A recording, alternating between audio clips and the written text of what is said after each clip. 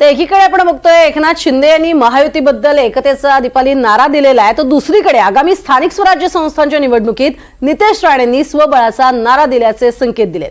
कोकणात कार्यकर्त्यांशी बोलताना कुणाची किती ताकद आहे ते कळू द्या, एकटे लढून दाखवा असं नितेश राणे म्हणाले आणि त्यामुळेच कोकणात स्थानिक स्वराज्य संस्थांसाठी वेगळं चित्र दिसणार का असा सवाल उपस्थित होतोय।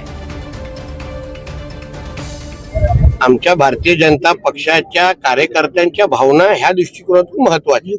शेवटी आमचा कार्यकर्त्यांचा पक्ष आहे, कार्यकर्त्यांना प्राधान्य देणारा पक्ष आहे।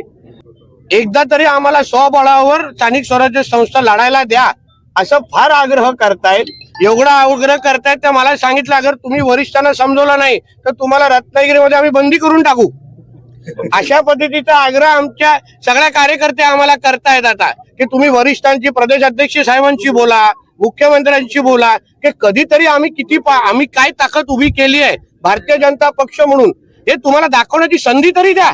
असे सगळ्या आमच्या कार्यकर्त्यांचा प्रचंड दबाव आमच्यावर आहे।